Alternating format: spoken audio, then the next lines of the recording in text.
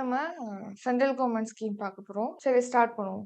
First நம்ம பார்க்க போறது ஸ்மார்ட் சிட்டி மிஷன் பார்க்க போறோம். அதாவது ஒரு 3 ஸ்கீம் பார்த்தீங்கன்னா, ஒரே டைம்ல தான் ஸ்டார்ட் பண்ணியிருப்பாங்க. ஒரே அமைச்சகம், அதாவது நகர்ப்புற விவகாரங்கள் அமைச்சகம் சார்புல தான் ஒரு 3 ஸ்கீம் ஒரே நாள்ல ஸ்டார்ட் பண்ணியிருப்பாங்க. என்னென்ன திட்டம் அப்படின்னா, ஸ்மார்ட் சிட்டி திட்டம், ஸ்மார்ட் சிட்டி மிஷன், அப்புறம் பிஎம் ஆவாஸ் யோஜனா, அர்பன். அடுத்து Amrut Amrut mission. Scheme smart city, PM Awas Yojana, Amrut இது 3மே ஒரே நாள்ல தான் ஸ்டார்ட் பண்ணியிருப்பாங்க. எப்போ ஸ்டார்ட் பண்ணாங்கன்னா 2015 ஜூன் மாதம். 2015 ஜூன்ல தான் இந்த 2 ஸ்கீம் இந்த 3 ஸ்கீமே ஸ்டார்ட் பண்ணியிருக்காங்க. வீட்டு நகர்ப்புற விவகாரங்கள் அமைச்சகத்தின் சார்பில் தான் 3 ஸ்கீமே செயல்படுத்துறாங்க. இதுல ஸ்மார்ட் சிட்டி மிஷனை நம்ம ஃபர்ஸ்ட் பார்க்கிறோம். ஸ்மார்ட் சிட்டி மிஷன் அதோட பேர் பாருங்க, பொலிவுறு நகரங்கள் திட்டம். தமிழ்ல மாத்தணும் அப்படின்னா பொலிவுறு நகரம் திட்டம். அதாவது என்னன்னா, ஒரு 100 நகரங்களை தேர்வு செஞ்சுக்குவாங்க. நம்ம இந்தியால முக்கியமான ஒரு 100 சிட்டிஸ சூஸ் பண்ணி அந்த 100 நகரங்கள்ல உள்கட்டமைப்பு மேம்படுத்துறது. உள்கட்டமைப்புனானது இப்போ நம்ம நகரங்கள் இருக்குன்னா, இப்போ வீட்ல உள்கட்டமைப்பு மேம்படுத்துனா என்ன பண்ணுவோம்? நம்ம அழகா பண்றதுக்கு இந்த ஸ்கிரீன் போடுவோம். வேற ஏதாவது இந்த செடிகள் வைப்போம். நெக்ஸ்ட் கிச்சன் இருக்கும். பெட்ரூம்ல பெட்டு, அதுல வேற வேற ஏதாவது ஆட் பண்ணலாமா? சோஃபாவ ஆட் பண்ணலாமா? இந்த மாரி நம்ம வீட்ல உள்ள உள்கட்டமைப்புகள மேம்படுத்துறோம் இல்லையா? அந்த மாரி நம்ம ஒரு நகரத்துல உள்ள உள்கட்டமைப்பு மேம்படுத்துறது. ஃபார் எக்ஸாம்பிள் பார்த்தீங்கன்னா, அங்க நம்ம நவீனமான இந்த எஸ்கலேட்டர்லாம் வைப்பாங்க இல்லையா? இந்த ரயில்வே ஸ்டேஷன்ல. வைஃபை வசதி கொண்டு வர்றது. முக்கியமான இடங்கள்ல விமான நிலையங்களோ, ரயில்வே நிலையங்களோ, பேருந்துகள்லயோ ஒரு வைஃபை வசதிய கொண்டு வர்றது. நெக்ஸ்ட் பார்த்தீங்கன்னா, அங்க பூங்காக்கள் அமைக்கிறது, ஒரு பார்க் அமைக்கிறது, நவீன கல்வி கட்டமைப்புகள கொண்டு வர்றது. இந்த மாதிரியான ஒரு உள்கட்டமைப்புகள இன்ஃப்ராஸ்ட்ரக்சர மேம்படுத்தணும் அப்படிங்கிறதுக்காக தான் இந்த ஸ்மார்ட் சிட்டி மிஷன் அப்படிங்கிறது. ஸோ என்னென்னலாம் இதுல பண்ணுவாங்க பார்த்தீங்கன்னா, கேஸ் வாட்டர் லீக் ஆகுதுன்னா, அத டிடெக்ட் பண்றதுக்கான அமைப்புகள நிறுவுறது. அடுத்து இன்டர்நெட் கொண்டு வர்றது, டிராஃபிக் மேனேஜ் பண்றது, education, smart environment, smart buildings கட்டுறது. Next smart home, smart street light அதாவது தெருவிளக்குகள் அமைக்கிறது.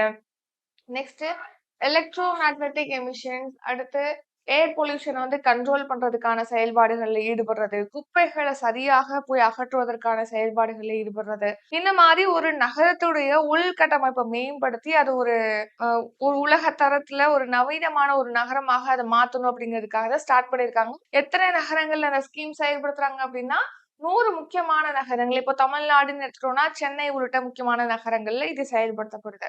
எப்போ ஸ்டார்ட் பண்ணிருக்காங்க? 2015 ஜூன் மாதம் 25ஆம் தேதி தான் ஸ்மார்ட் சிட்டி மிஷன், அப்புறம் பிரதான் மந்திரி ஆவாஸ் யோஜனா, அதாவது பிரதமரின் வீடு கட்டும் திட்டம், நகர்ப்புற வீடு கட்டும் திட்டம். அடுத்து அம்ருத் மிஷன். இது 3மே ஒரே நாள்ல வீட்டு வசதி மற்றும் நகர்ப்புற விவகாரங்கள் அமைச்சகத்தினால தொடங்கப்பட்டிருக்கு.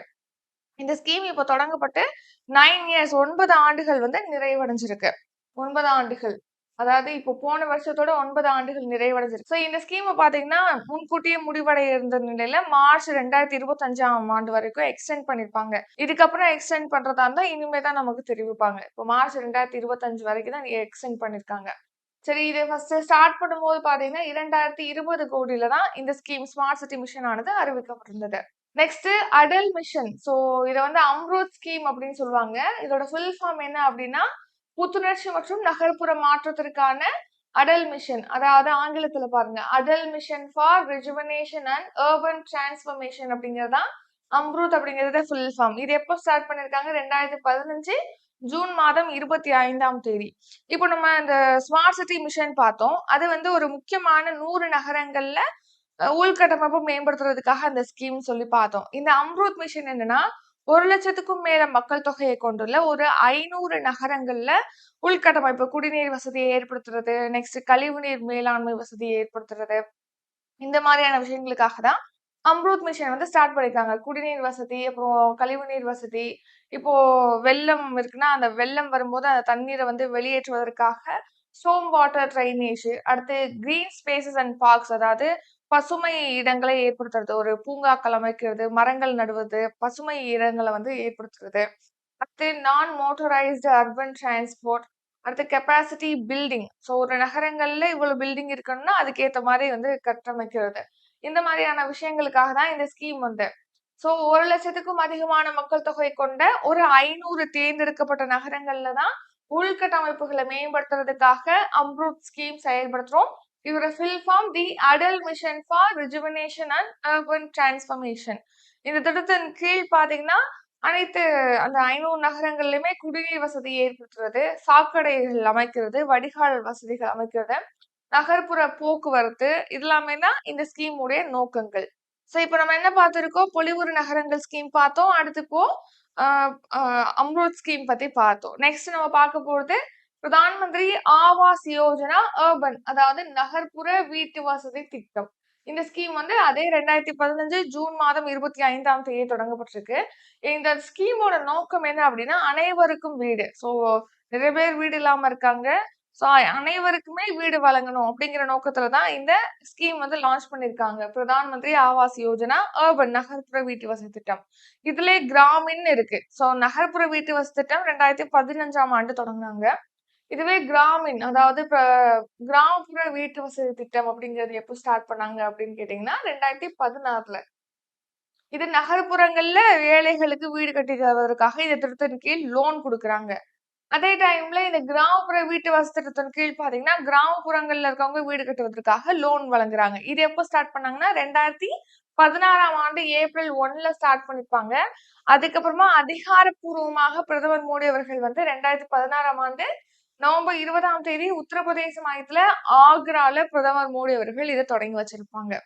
ஃபர்ஸ்ட் ஸ்டார்ட் பண்ணும்போது 2016, அது அபிஷியலா மோடி அவர்கள் வந்து எப்போ ஸ்டார்ட் பண்ணிருக்காங்க 2016 நவம்பர்ல, அது வந்து ஏப்ரல்ல ஸ்டார்ட் பண்ணிருப்பாங்க அமைச்சகம், ஊரக வளர்ச்சி அமைச்சகத்தினால.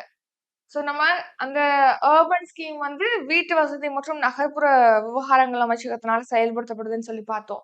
இந்த கிராமின் அப்படின்னா புறத்துல யாரு அதிகாரம் கொண்டிருப்பா, ஊரக அமைச்சகம் தானே. சோ மத்திய ஊரக வளர்ச்சி அமைச்சகத்தின் சார்பில் தான் கிராமப்புற வீட்டு வசதி திட்டமானது செயல்படுத்தப்படுது.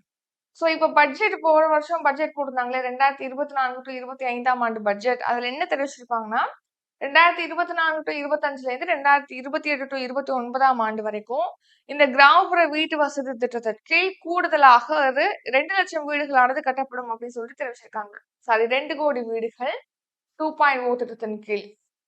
சோ அதாவது 2ஆம் கட்ட திட்டத்தின் கீழ் 2 கோடி வீடுகளானது கட்டுவதற்கு திட்டமிட்டிருக்காங்க. டைம் டியூரேஷன் 2024 டு 28 டு 29 வரைக்கும். நெக்ஸ்ட் லக்பதி திதி ஸ்கீம், அதாவது இது உங்களுக்கு லட்சாதிபதி பெண்கள் திட்டம் அப்படின்னு கேட்கலாம், இல்லைன்னா லட்சாதிபதி சகோதரிகள் திட்டம் அப்படின்னு சொல்லி கேட்கலாம், இல்லைன்னா லக்பதி திட்டம். சோ இந்த ஸ்கீம் எதுக்காக ஸ்டார்ட் பண்ணாங்கன்னா பேர்லயே பாருங்க, லட்சாதிபதி பெண்கள், லட்சாதிபதி சகோதரிகள்.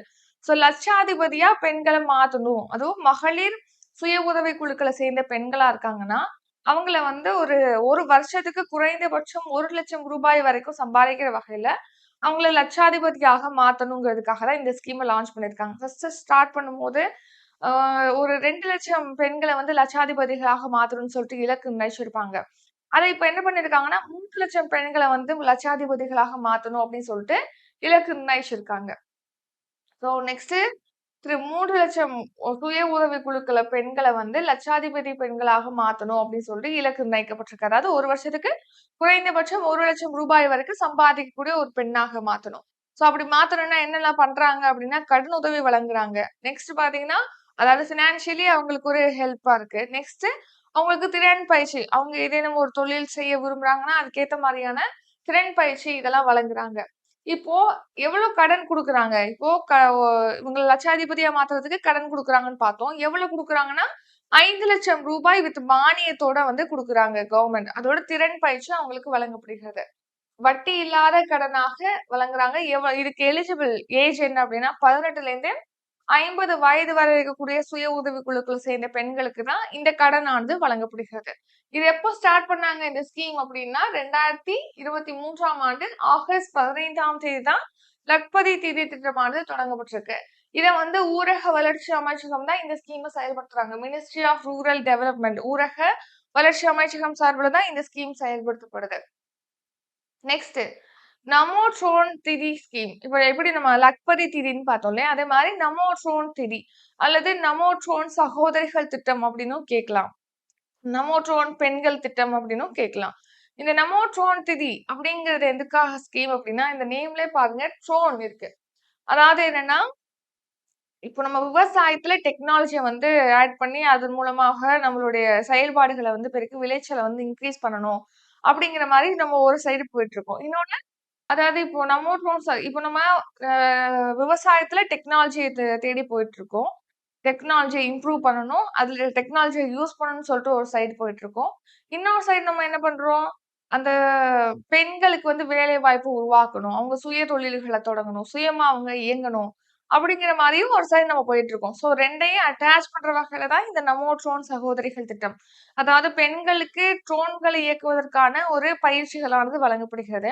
அத வச்சு பெண்கள் பார்த்தீங்கன்னா, அந்த ட்ரோன்கள் மூலமாக விவசாயம் பண்ணும்போது, பூச்சி மருந்து தெளிக்கிறது, விதைகள் விதைக்கிறது, நெக்ஸ்ட் இந்த மாரி உரங்கள் போடுறது, இந்த மாதிரியான விஷயங்களுக்கு ட்ரோன்கள பயன்படுத்துறதுக்காக திட்டமிட்டுருக்காங்க. இவங்களுக்கு வந்து ட்ரோன்கள இயக்குறதுக்கு பயிற்சி குடுக்குறாங்க. அதன் மூலமா அந்த ட்ரோன்கள இயக்கி உரங்கள், பூச்சி மருந்து தெளிக்கிறது, விதைகள் விதைக்கிறது, இந்த மாதிரியான விஷயங்களுக்கு பெண்கள் வந்து ட்ரோன்கள பயன்படுத்துவதற்காக தான் நமோ ட்ரோன் சகோதரிகள் திட்டம் அப்படிங்கிறது ஸ்டார்ட் பண்ணியிருக்காங்க.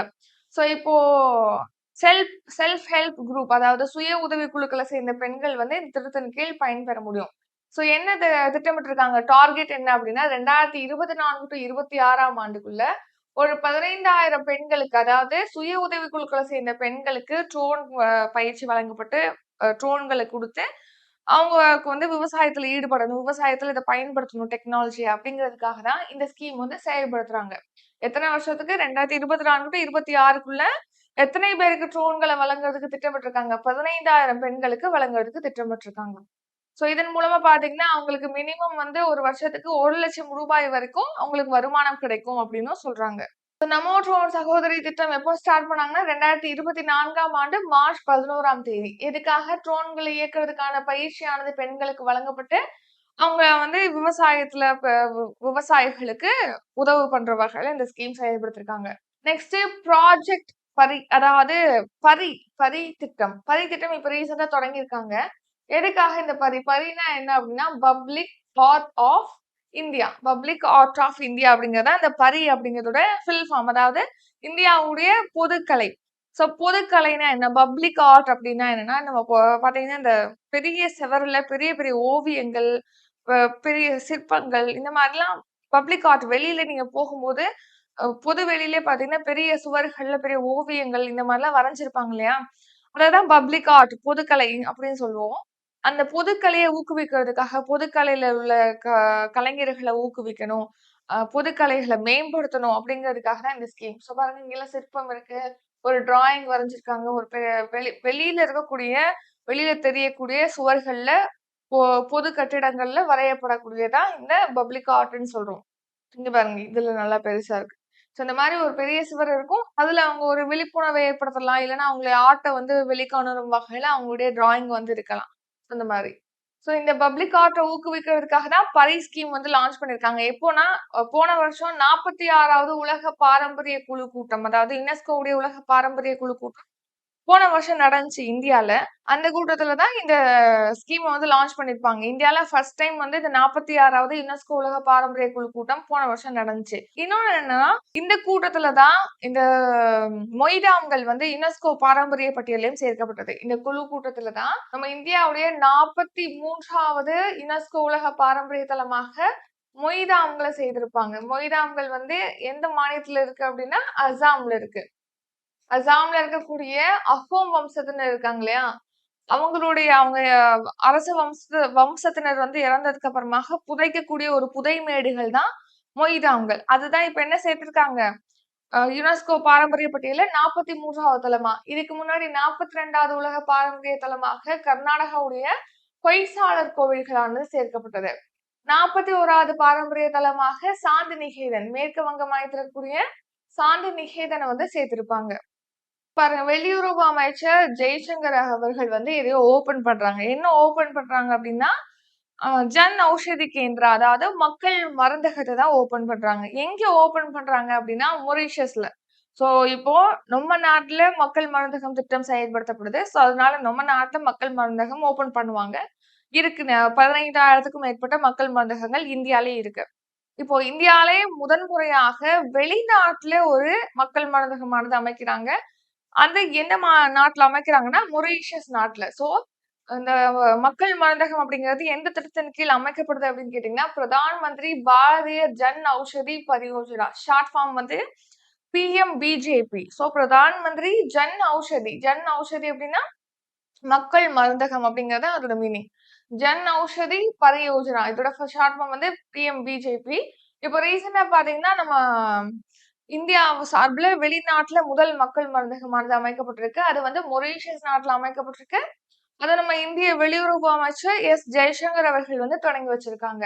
எப்போ இந்த ஸ்கீம் ஸ்டார்ட் பண்ணாங்கன்னா 2008ஆம் ஆண்டு தான் இந்த மக்கள் மருந்தகம் அப்படிங்கிற ஸ்கீம் ஆனது தொடங்கப்பட்டிருக்கு இனிஷியலா. அதுக்கப்புறமா அதை மறுபடியும் அறிமுகப்படுத்திருப்பாங்க. திரும்ப புதுப்பிச்சு 2015ல அறிமுகப்படுத்திருப்பாங்க. அதுக்கப்புறம் அதோட நேம வந்து பிரதான் மந்திரி பாரதிய ஜன் ஔஷதி யோஜனா அப்படின்னு சொல்லிட்டு 2016ஆம் ஆண்டு அதோடைய பேரை வந்து மாத்திருப்பாங்க. இந்த ஸ்கீம் எந்த மினிஸ்ட்ரி, எந்த அமைச்சகம் சார்பில் செயல்படுத்தப்படுது அப்படின்னா, ministry of chemicals and fertiliser government of India. அதாவது ரசாயனங்கள் மற்றும் உரங்கள் அமைச்சகத்தின் சார்பில் தான் செயல்படுத்தப்படுது. சோ ஒரு அமைச்சகம் இருக்குன்னா அதுக்குள்ள ஒரு சில துறைகள் இருக்கும். சோ எந்த துறையினால இப்போ நம்ம பார்த்தோம் ரசாயனங்கள் மற்றும் உரங்கள் அமைச்சகத்தினால செயல்படுத்தப்படுது. அதுல எந்த துறையினால இந்த ஸ்கீம் செயல்படுத்தப்படுது அப்படின்னா மருந்துகள் துறை, அதாவது டிபார்ட்மெண்ட் ஆஃப் பார்மஸ்டிகல்ஸ், மருந்துகள் துறை சார்பில் தான் மக்கள் மருந்தகம் திட்டமானது செயல்படுத்தப்படுது. எதுக்காக இந்த மக்கள் மருந்தகம்னா, இப்போ குறைந்த விலையில ஏழைகளுக்கு மலிவான விலையில மருந்து பொருட்களை வழங்கணும், மருத்துவ சாதனங்களை வழங்கணும் அப்படிங்கிறதுக்காக தான் இந்த மக்கள் மருந்தகம் ஸ்கீம் ஆனது செயல்படுத்துறாங்க. இதன் கீழ் பாத்தீங்கன்னா 80% வரைக்குமே வந்து தள்ளுபடி விலையில மருந்து பொருட்களானது மக்கள் மருந்தகங்கள்ல கிடைக்குது. இன்னொரு விஷயம் என்னன்னா, இந்த மக்கள் மருந்தகத்துல பாத்தீங்கன்னா ஜெனரிக் மெடிசன், அதாவது பொதுப்பெயர் மருந்துகள் தான் குடுக்குறாங்க. பொதுப்பெயர் மருந்து அப்படின்னா, இந்த பிராண்டட் மெடிசன்லயும் சரி, ஜெனரிக் மெடிசன்லயும் சரி, ஒரே மாதிரியா தான் எஃபெக்டிவா இருக்கும். உங்களுக்கு ஃபீவர் இருக்கு அப்படின்னா பாராசிட்டமால் வாங்குவோம். அதே டைம்ல கால்பால் அப்படியும் வாங்குவோம். கால்பால்ங்கிறது என்னது? அதே அதாவது பாராசிட்டமால் தான் கால்பாலும். ஆனா அதோட பிராண்ட் நேம் வந்து கால்பால். ஆனா அதர்வைஸ் அது அந்த என்ன மெடிசன் அது அப்படின்னு பாத்தீங்கன்னா பாராசிட்டமல். சோ பாராசிட்டமல் தான் அது. ஆனா அதோட பிராண்ட் நேம் வந்து கால்பால். ஆனா நம்ம பிராண்ட் நேம் இல்லாமையும் பாராசிட்டமல்ல வாங்கிக்கலாம். அதான் ஜெனரிக் மெடிசன் அப்படின்னு சொல்றோம். ரெண்டே எஃபெக்டிவா இருக்கும். ஆனா பிராண்ட் நேம் இதுதான் டிஃபரெண்ட். ஓகேவா? ஆனா அதனால ஜெனரிக் மெடிசனை வாங்கும்போது குறைவான விலைக்கு நம்ம வாங்க முடியும். சோ மலிவான விலையில மருந்துகளானது வழங்கப்படுகிறது. தரமான மருந்துகளானது வழங்கப்படுகிறது. அடுத்து பொதுப்பெயர் மருந்துகள் தொடர்பான விழிப்புணர்வு ஏற்படுத்தப்படுது. நெக்ஸ்ட் வேலை வாய்ப்பானது அதிகமாகுது. ஏன்னா இந்த திட்டத்தின் கீழ் மக்கள் மருந்தகம் அமைக்கிறோம். அதனால வேலை வாய்ப்பு உருவாகுது இல்லையா? சோ இதெல்லாம் தான் இந்த திட்டத்துடைய குறிக்கோள்கள். சோ மக்கள் மருந்தகம் திட்டத்தின் கீழ் பாத்தீங்கன்னா, இப்போ வந்து 15,000 மக்கள் மருந்தகங்களானது அமைக்கப்பட்டிருக்கு. போன வருஷம் 14,000 இருந்துச்சு. இப்ப 15,000 மக்கள் மருந்தகங்களாக அது இன்கிரீஸ் ஆயிருக்கு. இப்போ முதல் வெளிநாட்டு மக்கள் மருந்தகம் அப்படிங்கிறது மொரீஷியஸ்ல மத்திய வெளியுறவு அமைச்சர் ஜெய்சங்கர் அவர்கள் தொடங்கி வச்சிருக்காங்க. மக்கள் மருந்தகத்துல பாத்தீங்கன்னா, ஒரு 1965 மருந்துகள், 235 மருத்துவ சாதனங்கள் அப்படின்னு சொல்லிட்டு, இது எல்லாமே 52லேருந்து 80% வரைக்கும் மலிவான விலையில விற்பனை செய்யப்படுது. அடுத்து தாயின் பெயரில் ஒரு மரம் நடும் திட்டம். அதாவது என்னன்னா, இப்போ நம்ம பிரதமர் மோடி அவர்கள் போன வருஷம் ஜூன் 5ஆம் தேதி, அதாவது உலக சுற்றுச்சூழல் தினம், வேர்ல்ட் என்விரான்மென்ட் டே தான் ஒவ்வொரு வருஷமும் ஜூன் 5ஆம் தேதி செலிப்ரேட் பண்றோம். சோ போன வருஷம் ஜூன் 5ஆம் தேதி இந்த தாயின் பெயரில் ஒரு மரம் நடும் திட்டமானது தொடங்கப்பட்டது. இந்த திட்டத்தின் கீழ் பாத்தீங்கன்னா, இப்போ 140 கோடிக்கும் மேற்பட்ட மரங்களானது நடப்பட்டிருக்குன்னு சொல்லிட்டு தெரிவிச்சிருக்காங்க. நெக்ஸ்ட் தூய்மை இந்தியா. தூய்மை இந்தியா ஸ்கீம் பாத்தீங்கன்னா, கிளீன் இந்தியா மிஷன் அப்படின்னும் அழைக்கிறோம். அல்லது ஸ்வச் பாரத் மிஷன் அப்படின்னும் இதை சொல்லலாம். ஸ்வச் பாரத் மிஷன். இது 3 நேமுமே தூய்மை இந்தியா ஸ்கீம் தான். தூய்மை இந்தியான்னு கேட்கலாம், கிளீன் இந்தியா மிஷன் கேட்கலாம், இல்லைன்னா ஸ்வச் பாரத் மிஷன் அப்படின்னும் கேட்கலாம். இந்த ஸ்கீம் எப்போ ஸ்டார்ட் பண்ணாங்கன்னா 2014ஆம் ஆண்டு அக்டோபர் 2ஆம் தேதி தான் ஃபர்ஸ்ட் ஃபேஸ் வந்து ஸ்டார்ட் பண்ணிருப்பாங்க. அக்டோபர் 2 அப்படிங்கிறது காந்தி ஜெயந்தி. சோ 2014ஆம் ஆண்டு அக்டோபர் 2ஆம் தேதி கிராமப்புறங்கள்ல அனைத்து வீடுகளிலுமே கழிப்பறை வசதியானது ஏற்படுத்தி தரணும் அப்படிங்கிற முக்கியமான குறிக்கோள் நோக்கத்தை கொண்டுதான் இந்த ஸ்கீம் லான்ச் பண்ணிருக்காங்க. சரி, அதுக்கப்புறமா பாத்தீங்கன்னா இந்த ஸ்கீம் உடைய 2ஆம் கட்டம் தொடங்கப்பட்டது. அது எப்போனா 2021ஆம் ஆண்டு அக்டோபர் 1 தேதி தூய்மை இந்தியா திட்டத்துடைய 2.0 ஸ்கீம், அதாவது நகர்ப்புறங்கள்ல தூய்மையை வந்து ஏற்படுத்தணும் அப்படிங்கிறதுக்காக தூய்மை இந்தியா 2.0 ஸ்டார்ட் பண்ணிருப்பாங்க. சோ நகரங்களை வந்து முற்றிலும் குப்பைகள் இல்லா நகரமாக ஃபர்ஸ்ட் ஃபேஸ் வந்து எப்ப எதுக்காக கிராமப்புறங்கள்ல கழிப்பறை வசதியை கொண்டு வரணுங்கிறதுக்காக. செகண்ட் ஃபேஸ் எப்படின்னா, நகர்ப்புறங்கள்ல முற்றிலுமாக குப்பையில்லா நகரங்களாக மாத்தணுங்கிறதுக்காக செகண்ட் ஃபேஸ் வந்து 2021ல லான்ச் பண்ணியிருக்காங்க. இப்போ ஐநாவுடைய அறிக்கை எப்படி என்ன சொல்றாங்கன்னா, இப்போ கங்கை நதியில பார்த்தீங்கன்னா, ஒவ்வொரு வருஷமும் 80,00,000 மெட்ரிக் டன் பயன்படுத்தப்பட்ட நிறைய கோவில்கள் எல்லாம் நம்ம பயன்படுத்தி அத வேஸ்ட் பண்றாங்க இல்லையா? ஸோ அந்த கோவில்கள்ல பயன்படுத்தப்பட்ட மலர்கள போய் கொட்டுறாங்க. 80,00,000 டன் மலர்கள வந்து கொட்டுவதாக சொல்லியிருக்காங்க. இதனால அந்த கங்கை நதியுடைய அந்த இது தூய்மை அப்படிங்கிறது பாதிக்கப்படுது. மாசடையுது அந்த நதி. ஸோ இத கட்டுப்படுத்தணுங்கிறதுக்காக மலர்கள பார்த்தீங்கன்னா, இப்போ அத கரிம உரமா மாத்துறது, வாசனை திரவியமா மாத்துறது, சோப்பா மாத்துறது, நெக்ஸ்ட் இந்த அந்த ஆன்மீகத்துக்காக பயன்படுத்தக்கூடிய இந்த ஊதுபத்தி அந்த மாரிலாம் இருக்கு இல்லையா? அந்த மாரி மெழுகுவர்த்திகளா மாத்துறது, ஊதுபத்திகளா மாத்துறது, இந்த மாரி மறுசுழற்சி செய்யக்கூடிய முயற்சிகள்ல நெறைய பேர் ஈடுபட்டு வராங்க. அந்த பொருளாதாரமானது மலர் மறுசுழற்சி பொருளாதாரமானது இப்ப இன்கிரீஸ் ஆயிட்டு இருக்கு. இதுல பெண்களுடைய வேலை வாய்ப்புமே இன்கிரீஸ் ஆயிருக்குன்னு சொல்லிட்டு தெரிவிச்சிருக்காங்க. இது சுற்றுச்சூழல் பாதிப்ப வந்து தடுக்குது. ஒரு முக்கியமான ஒரு இனிஷியேட்டிவா இந்த மலர் பொருளாதாரம், மறுசுழற்சி பொருளாதாரம் இருக்கு அப்படின்னு சொல்லிட்டு தெரிவிச்சிருக்காங்க. அடுத்து பிரதான் மந்திரி ஃபசல் பீமா யோஜனா. அதாவது இதுல ஃபசல் அப்படின்னா என்னன்னா பயிர். பீமா அப்படின்னா என்னன்னா இன்சூரன்ஸ். சோ நம்ம ஒரு பொருளுக்கு இன்சூரன்ஸ் எதுக்காக போடுவோம்? இதான் ஃபசல்னா என்னது? பயிர், கிராப். பயிர் தான் ஃபசல். பீமா அப்படின்னா இன்சூரன்ஸ், அதாவது காப்பீடு. சரிங்களா? சோ இப்போ இந்த ஃபசல் பீமா யோஜனா எதுக்காக ஸ்டார்ட் பண்ணிருக்காங்கன்னா, பயிர் காப்பீடு திட்டம். இப்போ நமக்கு இப்போ ஒரு மருத்துவ காப்பீடு போடுறோம். திடீர்னு நமக்கு முடியல. திடீர்னு ஒரு மாரடைப்பு வருது அப்படின்னா, அந்த டைம்ல மருத்துவ காப்பீடு இருக்கும்போது நம்மள்ட்ட கையில காசு இல்லாட்டி, அந்த இன்சூரன்ஸ் இருக்கு இல்லையா? நம்ம போட்டிருக்கோம் இல்லையா? மருத்துவ காப்பீடு, ஹெல்த் இன்சூரன்ஸ் அத கிளைம் பண்ணி, நம்ம அதுக்கேத்த மாரி சிகிச்சைகள பெற்றுக்கொள்ள முடியும். சோ அவசர காலங்கள்ல நம்மட்ட கையில காசு இருக்காது. சோ இன்சூரன்ஸ் நம்ம போட்டிருக்கோம் அப்படின்னா, அதுக்கு ஹெல்ப்ஃபுல்லா இருக்கும். அதே மாரி கட்டடங்களுக்கு இன்சூரன்ஸ் போட்டிருப்பாங்க. காருக்கு இன்சூரன்ஸ் போடுறோம். இந்த மாரி இன்சூரன்ஸ்ங்கிறது ரொம்ப ரொம்ப இம்பார்ட்டன்ட். ஏன்னா, ஒரு கட்டத்துல அது ஏதேனும் ஒரு ஃபால்ட் ஆயிரலாம். ஏதேனும் ஒரு விபத்து நடக்கலாம். அந்த டைம்ல அது நமக்கு ஹெல்ப்ஃபுல்லா இருக்கும். ஏன்னா, எல்லா டைமும் நம்ம கையில வந்து மணி வச்சுக்கிட்டே இருக்கிறது இல்லையா? அந்த மாரி தான். இந்த கிராப் இன்சூரன்ஸ் இது. இது வந்து பயிர்களுக்கான காப்பீடு திட்டம். இப்போ உங்களுக்கு மழை பெய்யுது. திடீர்னு அதிகமான மழை பெய்யுது. அந்த வருஷம் விளைச்சல் இல்லாம போகுது. மழையே பெய்யல. வறட்சியா இருக்கு. அதனால விளைச்சல் இல்லாம போகுது. இந்த மாரி அ விவசாயிகளுடைய விளைச்சல் வந்து பாதிக்கப்படும்போது, இந்த இன்சூரன்ஸ் ஆனது வழங்கப்படுகிறது. ஸோ இப்போ இந்த விவசாயிகள் பார்த்தீங்கன்னா, இந்த ஸ்கீம்ல இணைத்துக் கொண்டாங்க அப்டின்னா, நம்ம ஒரு இன்சூரன்ஸ் போட்டிருக்கோம்னு வச்சுக்கங்களேன். ஒவ்வொரு மாசமும் நம்ம பிரீமியம் செலுத்துவோம் இல்லையா? இவ்வளவு ஒரு குறிப்பிட்ட தொகைய பிரீமியம் செலுத்துவோம். அந்த பிரீமியம் தொகைக்கு ஏத்த மாரி நமக்கு இன்சூரன்ஸ் ஆனது கிடைக்கும் இல்லையா? அந்த மாரி இந்த ஃபசல் பீமா திட்டத்தின் கீழ் பார்த்தீங்கன்னா, காரிஃப் பயிர்கள விளைவிக்கிறாங்க அப்டின்னா, 2% அவங்க வந்து இன்சூரன்ஸ் அதாவது பிரீமியம் வந்து செலுத்தணும். ராகி பயிர்களுக்காக போட்டிருக்காங்க, அவங்க விளைவிக்கிறாங்க அப்டின்னா, 1.5% பிரீமியம் செலுத்தணும்.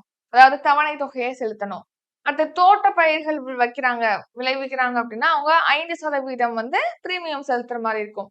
சோ இந்த ஃபசல் பீமா யோஜனா திட்டத்துல பார்த்தீங்கன்னா, லாஸ்ட் 8 இயர்ஸ்ல வந்து என்னென்ன சாதனைகள் அடைஞ்சிருக்கும் இந்த ஸ்கீம் தொடங்கப்பட்டு அப்படின்னா, இது 2016ல ஸ்டார்ட் பண்ணியிருப்பாங்க. பிப்ரவரி 18ல. ஸோ லாஸ்ட் 8 இயர்ஸ்ல பார்த்தீங்கன்னா, இதுல 62 கோடி விவசாயிகள் வந்து அப்ளை பண்ணியிருக்காங்க. அதுல அப்ளை பண்ணி பிரீமியம் செலுத்திட்டு வருவாங்க இல்லையா? அதுல பாதிக்கப்பட்டவங்களுக்கு தானே இப்ப அந்த விளைச்சல் இல்லாம பாதிக்கப்பட்டவங்களுக்கு தானே இந்த இன்சூரன்ஸ் குடுக்குறாங்க.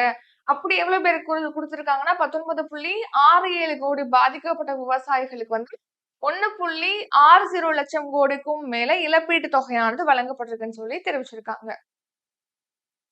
வைப்ரன்ட் வில்லேஜஸ் ஸ்கீம் அதாவது துடிப்பான கிராமங்கள் திட்டம். இது 2023ஆம் ஆண்டு பிப்ரவரி 15ஆம் தேதி தொடங்கப்பட்டிருக்கு. அதாவது இந்த மேப் பாருங்க. மேப்லயே வந்து இங்க வந்து எல்லையில, வடக்கு எல்லையில இருக்கக்கூடிய கிராமங்கள முன்னேற்றணும் அப்படிங்கிறதுக்காக தான் இந்த ஸ்கீம். சோ வடக்கு எல்லையில பாத்தீங்கன்னா, இப்போ மேக்ஸிமம் எல்லைனாலே பார்டர் அப்படின்னாலே அந்த இடத்துல அமைதி நிலவறதே பெரிய விஷயம். ஒரு திடீர்னு வந்து ஒரு நாட்டுக்கு இன்னொரு நாட்டுக்கு பிரச்சனை வந்தாலே பாதிக்கப்படுறவங்க யாரு? இந்த எல்லை பகுதி மக்கள் தான். இப்போ கூட நம்ம பாகிஸ்தானோட நம்ம அட்டாக் நடந்துச்சு இல்லையா? அதுல வந்து ஜம்மு அண்ட் காஷ்மீர்ல பூஞ்ச் பகுதியில அந்த எல்லை பகுதியில தான் அதிகமான தாக்குதலானது நடந்துச்சு நம்ம பார்த்திருப்போம். சோ எல்லையில இருக்கவங்க ஒரு அமைதியான வாழ்க்கை வாழ்றது ஒரு பெரிய விஷயமா இருக்கு. அப்படி அமைதியான வாழ்க்கை வாழ்ந்தாலும் அவங்களுடைய பொருளாதாரத்துல அவங்கள இம்ப்ரூவ் பண்றது அப்படிங்கிறது ரொம்ப கடினமா இருக்கு. அவங்களுடைய வாழ்வாதாரத்த இன்கிரீஸ் பண்றது, அடுத்த நிலைக்கு கொண்டு போகுறது அப்படிங்கிறது கடினமான ஒண்ணா இருக்கு. சோ அதனால எல்லையில அதுவும் முக்கியமா வடக்கு எல்லையில இருக்கக்கூடிய கிராமங்கள மேம்படுத்தணும். அங்கே உள்ள அடிப்படை வசதிகள வழங்கணும். சாலை உள்கட்டமைப்புகள வழங்கணும். அவங்களுடைய லைஃப் ஸ்டைல வந்து இன்னும் இன்கிரீஸ் பண்றது. அத அடுத்த நிலைமைக்கு கொண்டு போறதுக்கு அவங்க அமைதியான வாழ்க்கைய அவங்களுக்கு உறுதி பண்றது எல்லையில வந்து ரொம்ப முக்கியமான ஒண்ணு. ஸோ அப்படி அமைதியான வாழ்க்கை மட்டும் இல்லாம அவங்களுடைய வாழ்வாதாரத்தை மேம்படுத்தணும். வளமான வாழ்க்கைய அவங்களுக்கு ஏற்படுத்தணும். அப்படிங்கிறதுக்காக தான் இந்த ஸ்கீம். எல்லை பகுதிகள்ல இருக்கக்கூடிய 136 கிராமங்களுக்கு 2220 கோடி செலவுல இந்த அனைத்து பருவநிலைகள்லயுமே அதாவது எல்லா பருவநிலைகளுக்கும் ஏற்ற வகையில ஒரு 113 சாலை திட்டங்கள் இணைப்பு வசதியானது ஏற்படுத்தப்பட்டிருக்கு. அடுத்து பாருங்க, அங்கே ஒரு நெட்வொர்க் வசதி கொண்டு வந்திருக்காங்க. 4G கைபேசி சேவையானது அங்கே வழங்கியிருக்காங்க. இந்த ஸ்கீமுக்கு எவ்வளவு நிதி ஒதுக்கீடு செஞ்சிருக்காங்க அப்படின்னா 2022 to 23லேருந்து 2025 to 26ஆம் ஆண்டு வரைக்கும் 4800 கோடி வந்து வைப்ரண்ட் வில்லேஜஸ் ஸ்கீம், அதாவது துடிப்பான கிராமங்கள் திட்டத்துக்காக அதாவது நிதி ஒதுக்கீடு செய்யப்பட்டிருக்கு. எதுக்காக?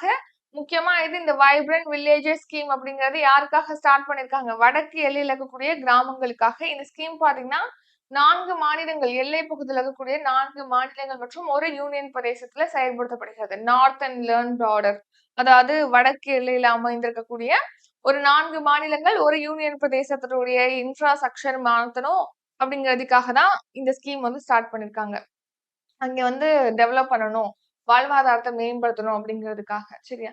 நெக்ஸ்ட் திறன் இந்தியா ஸ்கீம். இது 2015ஆம் ஆண்டு ஜூலை 15ஆம் தேதி தொடங்கப்பட்டிருக்கு. ஸோ இந்த திறன் இந்தியா ஸ்கீம் அப்படிங்கிறது எந்த அமைச்சகத்தினால செயல்படுத்தப்படுது அப்படின்னு கேட்டீங்கன்னா, மத்திய திறன் மற்றும் வளர்ச்சி மேம்பாடு ஸ்கீம். ஸ்கீம் இல்ல, அமைச்சகம். திறன் மேம்பாடு மற்றும் தொழில் முனைவோர் அமைச்சகம் சார்பில் தான் இந்த ஸ்கீம் ஆனது செயல்படுத்தப்படுது. இது 2015ல ஸ்டார்ட் பண்ணிருக்காங்க. அப்போ போன வருஷம் பாத்தீங்கன்னா ஜூலை 15ஓட இந்த ஸ்கீம் தொடங்கப்பட்டு 10 ஆண்டுகளானது நிறைவடைஞ்சிருக்கு. எதுக்காக இந்த ஸ்கீம்னா, இப்போ ஒரு வேலைக்கு போனோம் அப்படின்னா அதுக்கான ஒரு திறன்கிறது தேவைப்படுது. ஸோ எதுக்காக நம்ம இவ்வளவு வருஷம் படிக்கிறோம்? நம்ம ஏதேனும் ஒரு ஜாப் போகணும், இல்லைன்னா வேற ஏதாவது நம்மளுடைய தொழில் தொடங்கணும், ஒரு எய்ம்ல நம்ம போகிறோம் இல்லையா? ஸோ அப்போ திறன் வளர்த்துக்கிறது தான் நம்ம பாதி, அதாவது ஒரு 21 வயசு வரைக்குமே, அதுக்கு மேலேயே படிக்கலாம். ஸோ 21 வயசு இல்லைன்னா 20 வயசு வரைக்குமே பாத்தீங்கன்னா நம்ம எதுக்காக மட்டுமே லைஃப்ல வந்து ஸ்பெண்ட் பண்றோம் நம்மளோட டைம்?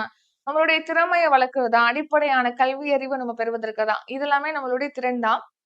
இன்னுமே இப்போ உள்ள காலகட்டத்துக்கு பாத்தீங்கன்னா, நம்ம ஒரு வேலையை பெறணும், இல்லைன்னா நம்மளுடைய ஸ்கில்ஸ வந்து டெவலப் பண்ணணும் அப்படின்னா, நிறைய ஆப்ஷன்ஸ் இப்ப குடுத்திருக்காங்க. ஸோ அந்த ஸ்கில் டெவலப்மென்ட்க்காக ஒரு ஸ்கீம் தான் இந்த திறன் இந்தியா ஸ்கீம். ஸோ வேலைவாய்ப்பு, தொழில் முனைவோருக்கான திறன்கள பெறுவதற்கான பயிற்சிகளானது இந்த திட்டத்தின் கீழ் வழங்கப்படுகிறது. இதை ஏன் ஜூலை 15ஆம் தேதி ஸ்டார்ட் பண்ணியிருக்காங்கன்னா, ஜூலை 15ஆம் தேதி உலக இளைஞர் திறன் தினமானது அதாவது செலிப்ரேட் பண்றோம். வேர்ல்டு யூத் ஸ்கில் டே. ஸோ அந்த தினத்துல தான் இந்த திறன் இந்தியா ஸ்கீம் லான்ச் பண்ணிருக்காங்க. போன வருஷம் இந்த திறன் இந்தியா, அதாவது இளைஞர் தினத்திற்கான தீம் என்ன அப்படின்னா, திறன் தினம். இளைஞர் திறன் தினத்துக்கு அமைதி மற்றும் வளர்ச்சிக்கான இளைஞர் திறன்கள், அதாவது youth skills for peace and development அப்படிங்கறதா போன வருஷம் இந்த யூத் ஸ்கில் டேக்கான தீம். அடுத்து பிஎம்சி பள்ளிகள். பிஎம்சி அப்படிங்கறதோட ஃபில் ஃபார்ம் என்ன அப்படின்னு கேட்டீங்கன்னா, Pradhan Mantri schools for rising India. அததான் நம்ம ஷார்ட்டா வந்து பிஎம்சி அப்படின்னு சொல்லி மென்ஷன் பண்றோம். இந்த ஸ்கீம் எதுக்காக பிஎம்சி அப்படின்னு கேட்டீங்கன்னா, இப்போ நவீனமான தரமான கல்வியை வந்து மாணவர்களுக்கு வழங்கணும். ஸோ எப்போதுமே நம்ம இம்ப்ரூவ் பண்ணிக்கிட்டே இருக்கணும் நம்மளோட ஸ்டேஜ. ஸோ அந்த வகையில கல்வி ரொம்ப இம்ப்ரூவ் பண்ண வேண்டிய ஒரு விஷயம் தான். ஸோ அதனால நவீனமான கல்வி, தரமான கல்வியை வந்து அனைவருக்கும் வழங்கணுங்கிறதுக்காக தான் இந்த பிஎம்சி பள்ளிகள் திட்டமானது தொடங்குறாங்க. இந்த ஸ்கீம் பாத்தீங்கன்னா எவ்வளவு கோடியில செயல்படுத்துறாங்க அப்படின்னா 27,360 கோடியில ஒரு 14,500 பள்ளிகளை பிஎம்சி பள்ளிகளாக மேம்படுத்துறதுக்கு திட்டமிட்டிருக்காங்க. சோ இந்த ஸ்கீம்ல இணையணும் அப்படின்னா அந்த மாநிலத்துல பாத்தீங்கன்னா தேசிய கல்விக் கொள்கையை அமல்படுத்திருக்கணும். தேசிய கல்விக் கொள்கை 2020 இருக்கு இல்லையா, அதை அமல்படுத்தணும். இந்த தேசிய கல்விக் கொள்கை 2020 பொறுத்த வரைக்கும் அதுல பல்வேறு அம்சங்கள் இடம்பெற்றிருக்கு. அதாவது முக்கியமா இதுல தாய்மொழிக்கு முக்கியத்துவம் அளிக்கிறாங்க. ஒரு மும்மொழி கொள்கை, 3 மொழிகளை வந்து கற்றுக் கொடுக்கணும் அப்படின்னு சொல்லிட்டு மும்மொழி கொள்கை இடம்பெற்றிருக்கு. நம்மளுடைய கல்வி வளாகங்களை வெளிநாட்டுல அமைக்கணும், வெளிநாட்டு கல்வி வளாகங்கள் நம்ம நாட்டுல அமைக்கப்படணும். இந்த மாதிரி நம்மளுடைய கல்வியை இம்ப்ரூவ் பண்றதுக்கான பல்வேறு அம்சங்கள் இந்த புதிய தேசிய கல்விக் கொள்கையில இடம்பெற்றிருக்கு. அதுல முக்கியமா பார்த்தோம் அப்படின்னா, இந்த புதிய தேசிய கல்விக் கொள்கையை எந்த மாநிலம் அமல்படுத்துதோ அந்த மாநிலத்துல தான் இந்த பிஎம்சி பள்ளிகள் திட்டமானது செயல்படுத்தப்படும் சொல்லியிருக்காங்க. நம்ம தமிழ்நாட்டுல இதை அமல்படுத்த மாட்டோம். மும்மொழி கொள்கை இருக்கனால நம்ம அமல்படுத்த மாட்டோம்னு கூட ரீசெண்டா ஒரு பெரிய பிரச்சனை போயிட்டு இருக்கும். நம்ம பார்த்திருப்போம்.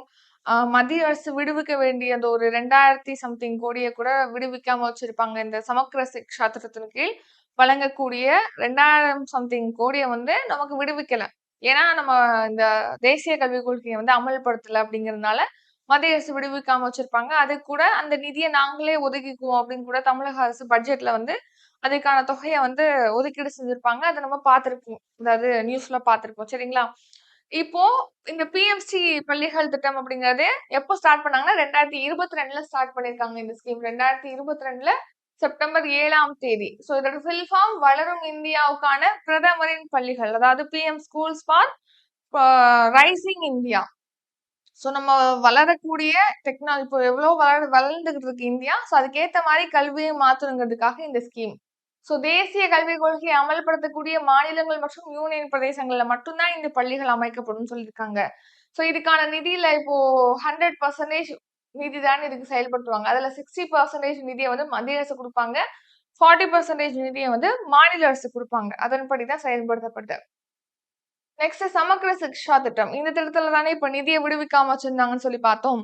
இந்த ஸ்கீம் எப்ப ஸ்டார்ட் பண்ணாங்கன்னா 2018ஆம் ஆண்டு தான் சமக்கிர சிக்ஷா திட்டம் அப்படிங்கறது ஸ்டார்ட் பண்ணாங்க. சோ இதுக்கு முன்னாடி அனைவருக்கும் கல்வி திட்டம், அதாவது சர்வ சிக்ஷா அபியான், அடுத்து ராஷ்டிரிய மத்தியமிக் சிக்ஷா அபியான், ஆசிரியர் கல்வின்னு சொல்லிட்டு ஒரு 3 ஸ்கீம் இம்ப்ளிமெண்ட் பண்ணிருப்பாங்க.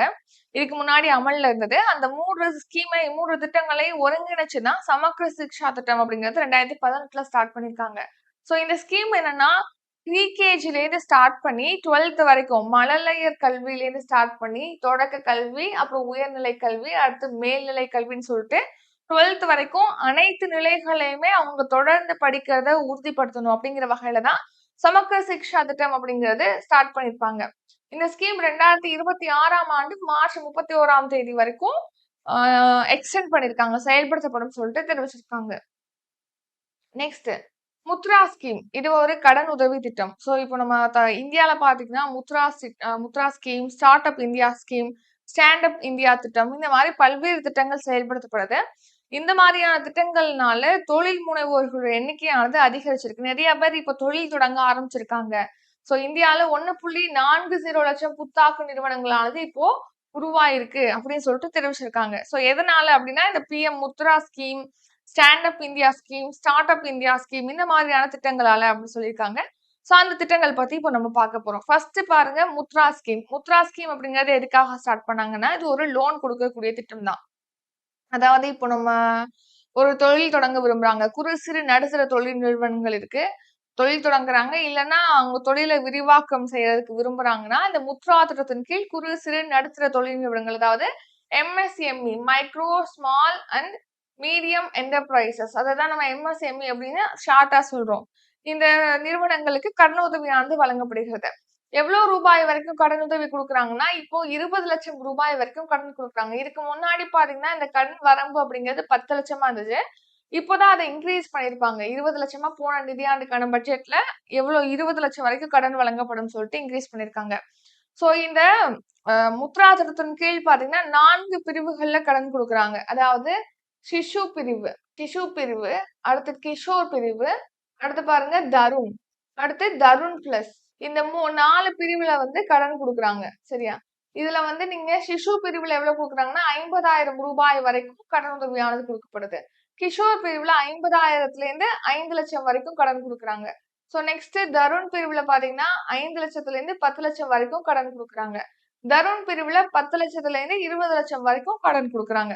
சோ ஒரு 4 கேட்டகரி இருக்கு. சிசு, கிஷோர், தருண் பிளஸ்ன்னு சொல்லிட்டு இந்த 4 கேட்டகரியில தான் இந்த முத்ரா திட்டத்தின் கீழ் கடன் உதவியானது எம்எஸ்எம்இ நிறுவனங்களுக்கு வழங்கப்படுகிறது.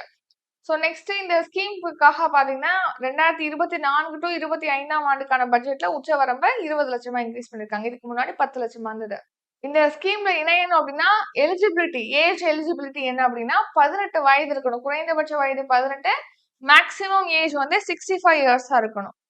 அடுத்து start up India scheme. So புத்தாக்க நிறுவனங்கள் தொடங்குவதற்கான ஒரு சூழலை ஏற்படுத்தி தரணும். இப்போ ஒரு நம்ம செடி வைக்கிறோம்னு வச்சுக்கோங்களேன், அதுக்கு வந்து மண்ணு, தண்ணி, அது நல்லா வளரணும்னா அதுக்கு உரம் தேவைப்படுது. ஃபர்ஸ்ட் அந்த செடி வைக்கிறதுக்கு ஒரு இடம் தேவைப்படுது இல்லையா?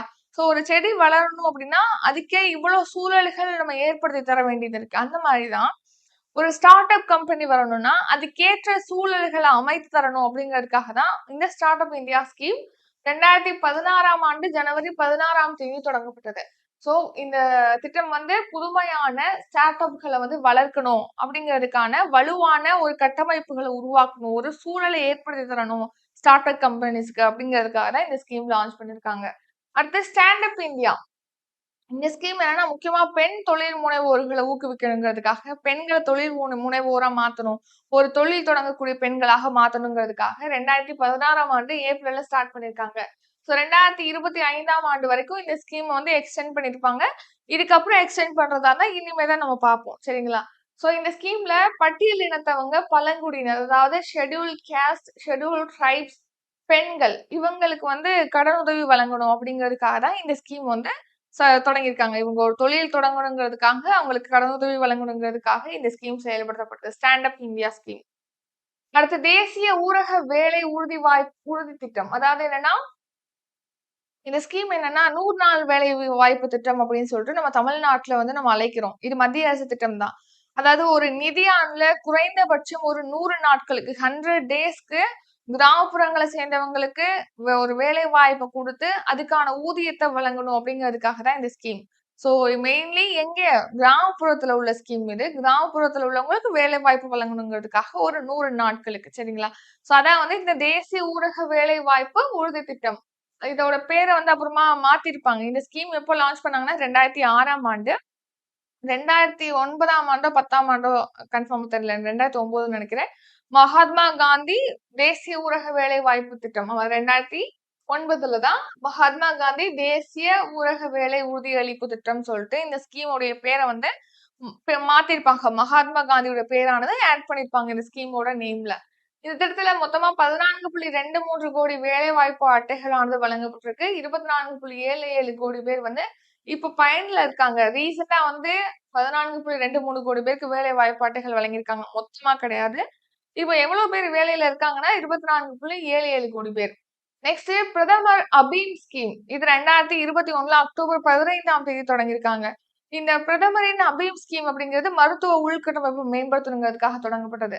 ஸோ பிரதான் மந்திரி ஆயுஷ்மான் பாரத் சுகாதார உள்கட்டமைப்பு திட்டம். அதாவது Ayushman Bharat health infrastructure mission. அதுதான் அபீம் அப்படின்னு சொல்லிட்டு நம்ம ஷார்ட்டா சொல்றோம். சரிங்களா?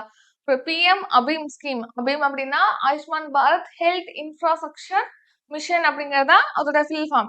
ஸோ இன்ஃப்ராஸ்ட்ரக்சர்னா என்னது? உள்கட்டமைப்பு. ஹெல்த் அப்படின்னா என்னது? சுகாதாரம்.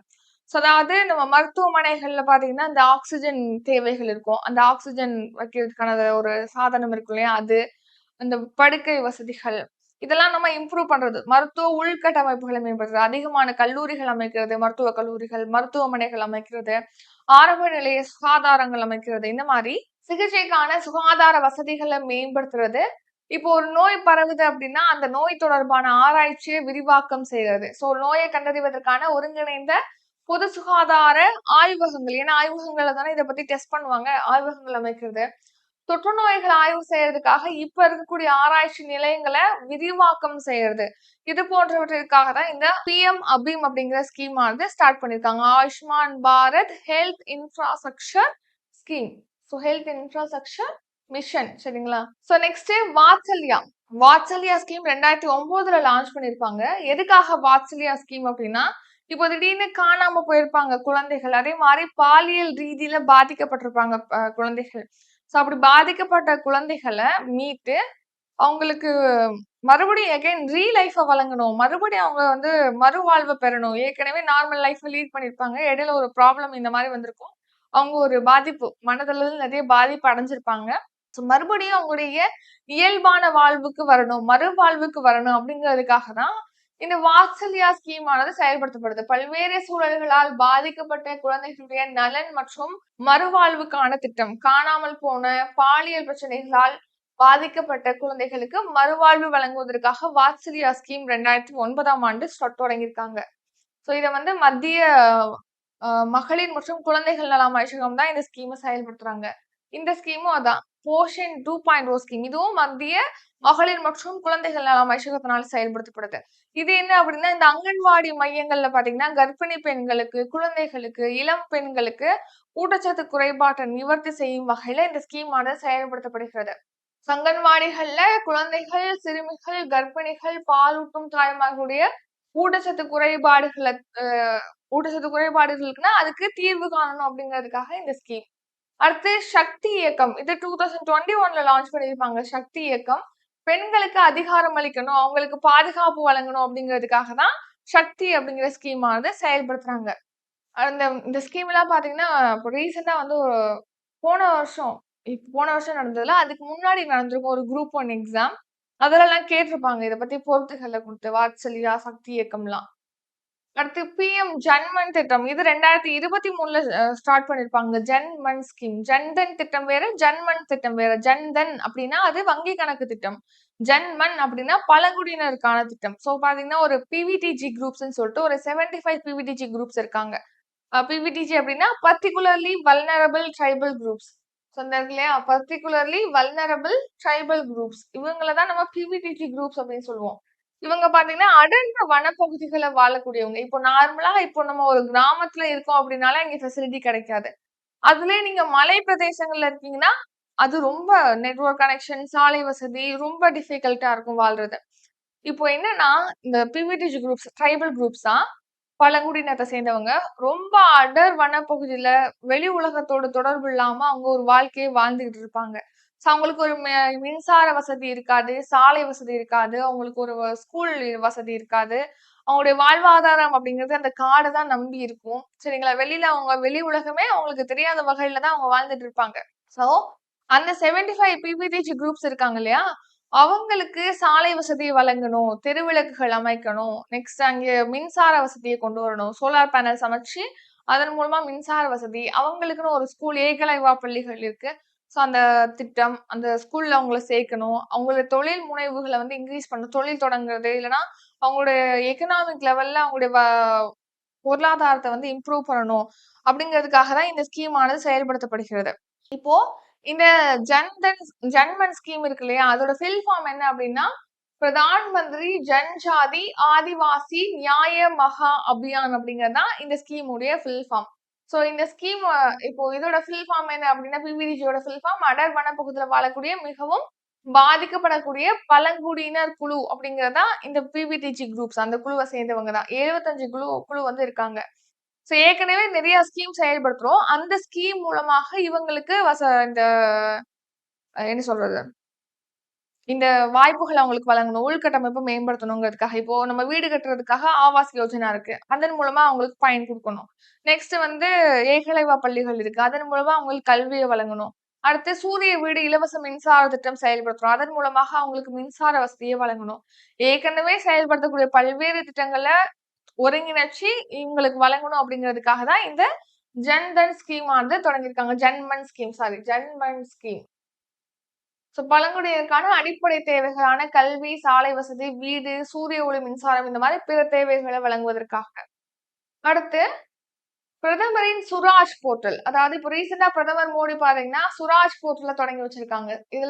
இதோட ஃபில் ஃபார்ம் என்னன்னா, பிரதான் மந்திரி சம்ஜிக் சமர்ஜித் உத்தன் இவம் ரோஜ்கர் அதாரித் ஜன் கல்யாண் அப்படிங்கறதா இந்த பிஎம் சுராஜ் அப்படிங்கறதோட ஃபில் ஃபார்ம். அதாவது இப்போ இளைஞர்கள் நிறைய பேர் இருக்காங்களே, நலிவடைந்த பிரிவு சேர்ந்தவங்க இருக்காங்களே, அவங்கள 1,00,000 தொழில் முனைவோருக்கு வந்து கடன் உதவி வழங்கணுங்கிறதுக்காக தான் இந்த பிஎம் சுராஜ் திட்டமானது தொடங்கப்பட்டிருக்கு.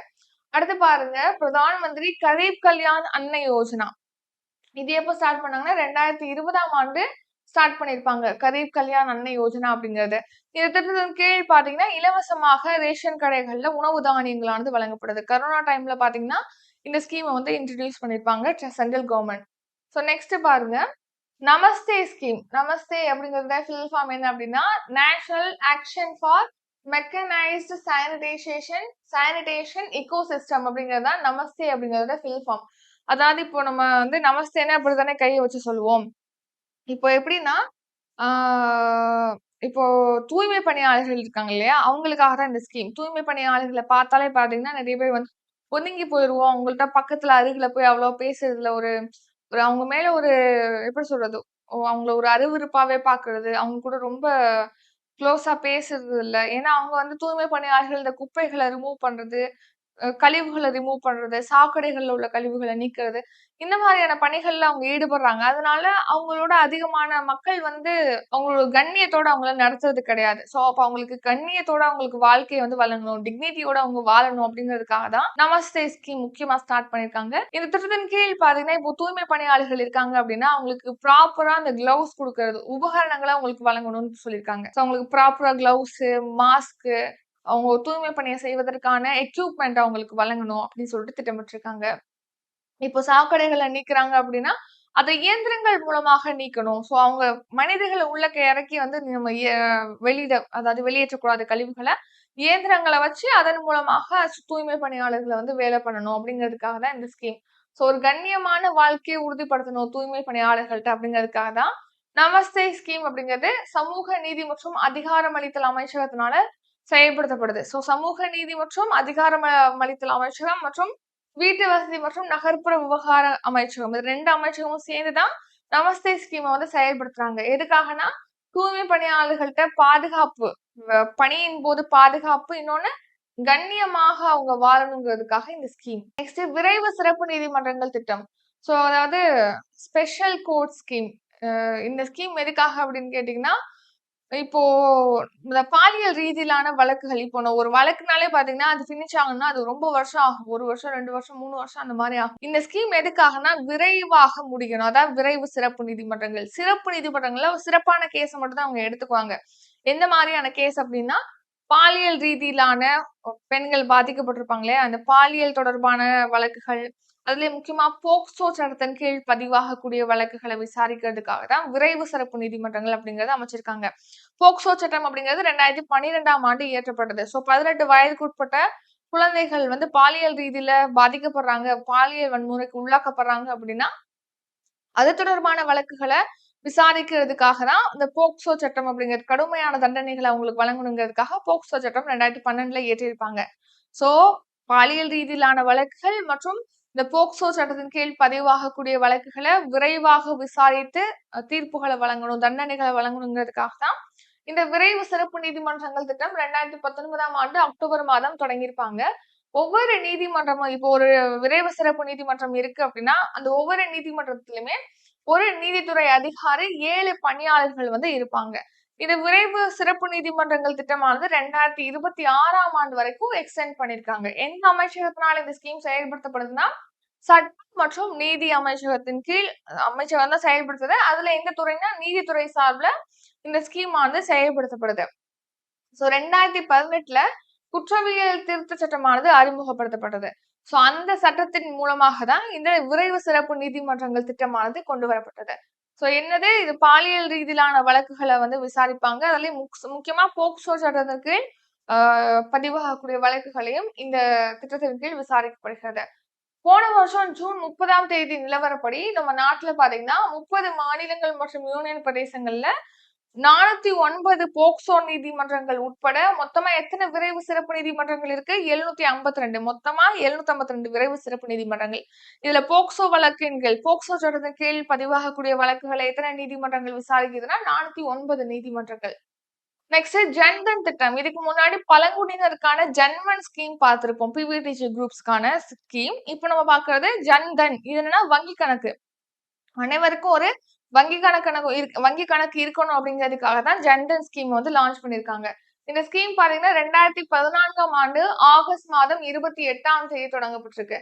சோ நாட்டு மக்கள் அனைவருக்கும் ஒரு பேங்க் அக்கவுண்ட் இருக்கணும். ஏன்னா நம்ம ஸ்கீமே பாத்தீங்கன்னா பல்வேறு ஸ்கீம் வந்து பயனாளிகளை நேரடியாக போய் சேர்ற வகையில் தான் ஸ்கீம் செயல்படுத்துறாங்க. இப்போ நம்ம பார்த்தோம் என்ன சொல்ல இப்போ நம்ம தமிழ்நாட்டிலே எடுத்துக்கிட்டோம்னா புதுமை பெண் திட்டம், நெக்ஸ்ட் இளைஞர் மகளிர் உரிமை தொகை திட்டம், நெக்ஸ்ட் பாத்தீங்கன்னா தமிழ் புதல்வன் திட்டம். இந்த திட்டத்தின் கீழ் பாத்தீங்கன்னா வங்கி கணக்குல தான் நேரடியாக பணம் செலுத்துறாங்க. அதே மாதிரி மத்திய அரசும் பல்வேறு ஸ்கீம் செயல்படுத்துறாங்க. இந்த பிரதான் மந்திரி கிஷான் சம்மான் யோஜனா திட்டம், நிதி திட்டம், அதாவது விவசாயிகளுக்கு நிதி உதவி வழங்குறது. ஒரு வருஷத்துல 6000 ரூபாய் 3 தவணைகள்ல வங்கி கணக்குல செலுத்துவாங்க. சோ ஒரு ஸ்கீம செயல்படுத்தணும், பயனாளிக்கு அந்த அமௌண்ட் போகணும் அப்படின்னா ரொம்ப முக்கியமான ஒண்ணாக பேங்க் அக்கவுண்ட் இருக்கு. சோ அப்போ அனைவருக்கும் பேங்க் அக்கவுண்ட் இருக்கணும் அப்படிங்கிறதுக்காக தான் இந்த ஸ்கீம் செயல்படுத்தியிருப்பாங்க. ஸோ இந்த திட்டத்துல 0 பேலன்ஸ்ல நீங்க வந்து பேங்க் அக்கவுண்டும் ஓப்பன் பண்ணலாம். ஸோ 10 ஆண்டுகள்ல இந்த ஸ்கீம் தொடங்கப்பட்ட 10 ஆண்டுகள்ல 53 கோடி வங்கி கணக்குகளானது தொடங்கப்பட்டிருக்கு. அதுல மொத்தமா எவ்ளோ கோடி இருப்பு இருக்கு? ஏன்னா அவங்க மணி டெபாசிட் பண்ணி வச்சிருப்பாங்க இல்லையா? ஸோ எவ்ளோ இருக்குன்னா 23.12 லட்சம் கோடியானது பணமானது இருப்பு இருக்குன்னு சொல்லிட்டு தெரிவிச்சிருக்காங்க. இதுல 65% அதிகமான வங்கி கணக்குகள் வந்து கிராமப்புறத்துல ஓபன் பண்ணிருக்காங்க. இதுல பெண்கள் எவ்வளவு பேர் அப்படின்னா 30 கோடி பெண்கள் வங்கி கணக்கு ஓபன் பண்ணிருக்காங்க ஜன்தன் திட்டத்தின் கீழ் அப்படின்னு தெரிவிச்சிருக்காங்க. அடுத்து வேளாண் உள்கட்டமைப்பு நிதி திட்டம். இது எப்போ ஸ்டார்ட் பண்ணாங்கன்னா 2020ஆம் ஆண்டு தான் வேளாண் உள்கட்டமைப்பு நிதி திட்டமானது தொடங்கியிருக்காங்க. அதாவது அக்ரிகல்ச்சர் இன்ஃப்ராஸ்ட்ரக்சர் ஃபண்ட். அதாவது வேளாண் உள்கட்டமைப்பு நிதி திட்டம் அப்படின்னா என்னன்னு பாத்தீங்கன்னா, இப்போ நம்ம விவசாயம் பண்றோம். விவசாயிகள் விளைச்சல் நடக்குது. இப்போ ஒரு நெல் போட்டிருக்காங்க. நெல் விளைவிச்சாச்சு. இந்த நெல் கொண்டாந்து அவங்க ஸ்டோர் பண்ணி வைக்கிறதுக்கான இப்போ அதாவது விளைச்சலுக்கு அப்புறமாக உள்கட்டமைப்பை மேம்படுத்துவதற்காக தான் இந்த ஸ்கீம். ஸோ இப்போ நெல் வந்து நம்ம விளைச்சல் பண்ணியாச்சு. ஸோ அதை நம்ம விற்பனை செய்யணும். அதுக்கு முன்னாடி என்னென்ன வசதிகளை ஏற்படுத்தலாம்? இப்போ அவங்க ஒரு கிடங்குகள்ல அவங்க அதை சேமிச்சு வைக்கணும். ஏன்னா அவங்க ஒரு ரேட் இன்க்ரீஸ் ஆகும்போது அதை விற்பனை செய்யறதுக்காக கிடங்குகள்ல அவங்க சேமிக்கலாம். ஸோ அப்போ அதுக்கு கிடங்குகள் வசதி அமைக்கிறது. இப்போ பழங்கள் வந்து அவங்க விளைபொருட்களா வச்சிருக்காங்கன்னா, அதை பதப்படுத்துறது, இந்த மாதிரியான விஷயங்களுக்காக குளிர் சாதனங்கள் அமைக்கிறது. இந்த மாதிரி விளைச்சலுக்கு அப்புறமா வேளாண் பொருட்கள் நீங்க சந்தைக்கு கொண்டு வரதுக்கு முன்னாடி இந்த நடுப்பகுதி இருக்கு இல்லையா? அந்த இடத்துல உள்ள உள்கட்டமைப்பை மேம்படுத்துறதுக்காக தான் இந்த ஸ்கீம். சோ இப்போ இந்த திட்டத்தின் கீழ் பாத்தீங்கன்னா, நீங்க கிடங்குகள் அமைக்கிறீங்க. இல்லைன்னா குளிர்பதன வசதிகளை ஏற்படுத்துறீங்க. அத ஸ்டோர் பண்றதுக்காக. இல்ல அத எக்ஸ்போர்ட் பண்றதுக்கான லாஜிஸ்டிக் வசதிகளை ஏற்படுத்துறீங்க. இந்த மாரி நீங்க உள்கட்டமைப்பு வேளாண் துறையில மேம்படுத்துறீங்க அப்படின்னா, உங்களுக்கு நிதி உதவியானது திட்டத்தின் கீழ் வழங்கப்படுகிறது. சோ விவசாயம் தொடர்பான உள்கட்டமைப்பு வசதிகளை மேம்படுத்துறதுக்காக 2020ஆம் ஆண்டு ஜூலை மாதம் இந்த ஸ்கீம் ஆனது தொடங்கியிருக்காங்க. இப்போ விவசாயிகள், தொழில் முனைவோர் பாத்தீங்கன்னா, மானிய வட்டி விகிதத்துல நிதி உதவியானது இந்த திட்டத்தின் கீழ் வழங்குறாங்க. சோ 1 லட்சம் கோடி மதிப்புல இந்த ஸ்கீம் 2020 டு 21ல இருந்து 2032 டு 33ஆம் ஆண்டு வரைக்கும் செயல்படுத்தப்படும் சொல்லியிருக்காங்க. இப்போ நீங்க விளைச்சல் நடந்துருச்சு. அதுக்கப்புறமாக இந்த பழங்களை வந்து நம்ம குளிர்பான வசதி அதாவது பதப்படுத்தணும் அப்படின்னா குளிர்பான கடைகளை நிறுவனம். இப்போ நெல் இது போன்றவற்றை வந்து நம்ம சேமிக்கிறதுக்கு கிடங்குகள் தேவைப்படுது. பேக்கிங் யூனிட் வந்து தேவைப்படுது. நெக்ஸ்ட் பாத்தீங்கன்னா லாஜிஸ்டிக் வசதிகள் நம்ம ஏற்றுமதி செய்வதற்காக லாஜிஸ்டிக் வசதிகள் தேவைப்படுது. இந்த மாதிரி பழுக்க வைக்கக்கூடிய பழங்களை வந்து பழுக்கக்கூடிய அறைகள், ஆலைகள் இதெல்லாமே நமக்கு விவசாயம் நடந்து விளைச்சல் நடந்ததுக்கு அப்புறமாக இந்த மாதிரியான உள்கட்டமைப்பு வசதிகள் தேவைப்படுது. அந்த வசதியை ஏற்படுத்தி தரக்கூடிய தொழில் முனைவோரோ, தனிநபரோ இந்த ஸ்கீம்ல பயன்பெற முடியும். சோ இந்த திட்டத்தின் கீழ் பாத்தீங்கன்னா, அறுவடைக்கு அப்புறமா உள்கட்டமைப்பை மேம்படுத்துவதற்காக 2 கோடி வரைக்கும் கடனுதவியானது குடுக்குறாங்க. எவ்வளவு பெர்சன்டேஜ் வட்டியோட அப்படின்னா 3% வட்டியோட இந்த 2 கோடி வரைக்கும் கடனுதவி குடுக்குறாங்க. இப்போ நான் ஒரு கிடங்கு அமைக்கணும்னு நினைக்கிறேன் அப்படின்னா, நான் இந்த ஸ்கீம்ல 2 கோடி கடனை பெற முடியும். அது மட்டும் இல்லாம 3% வட்டி இருக்கு. எத்தனை வருஷத்துல நம்ம திருப்பி செலுத்தலாம் அப்படின்னா 7 இயர்ஸ்ல வந்து திருப்பி செலுத்த முடியும். 7 ஆண்டுகளுக்கு குடுக்குறாங்க. அடுத்து இன்னொன்னு என்னன்னா, இதுல நான் 10% நான் வந்து குறைந்தபட்சம் பங்களிச்சிருக்கணும். நான் வந்து இப்போ கிடங்கு அமைக்கிறேன்னு வச்சுக்கோங்களேன். அதுல 5 லட்சம் ரூபாய் செலவாகுது அப்படின்னா, நான் வந்து ஒரு 10% தொகையை நான் கையில வச்சு நான் வச்சிருக்கணும். அப்படின்னா தான் அவங்க வந்து மீதமுள்ள தொகையை வந்து தருவாங்க. சரியா? அடுத்து மௌசம் இயக்கம். இது என்னன்னா, அந்த பருவநிலை மாறிட்டே இருக்கு. சோ நம்ம பருவநிலை மாறக்கூடிய இந்த உலகத்துல அதுக்கேத்த மாதிரியான ஒரு நாடாக நம்ம இந்தியாவை மாத்தணும். எதிர்கால இந்தியாவை மாத்தணும். பருவநிலையை எதிர்கொள்ளக்கூடிய இந்தியாவை மாத்தணுங்கிறதுக்காக தான் இந்த மௌசம் இயக்கம் 2 வருஷத்துக்கு செயல்படுத்தப்படும் சொல்லிட்டு தெரிவிச்சிருக்காங்க. இது 2,000 கோடி ரூபாயில இந்த ஸ்கீம் ஆனது செயல்படுத்தப்படுது. புவி அறிவியல் அமைச்சகத்தின் சார்பில் இந்த ஸ்கீம் செயல்படுத்தப்படுது. அடுத்து மின்சார வாகனங்களுடைய பயன்பாட்டை ஊக்குவிக்கிறதுக்காக பிஎம் டிரைவ், பிஎம் இ டிரைவ் உள்ளிட்ட ஒரு 2 சிறப்பு திட்டங்களை அறிவிச்சிருக்காங்க.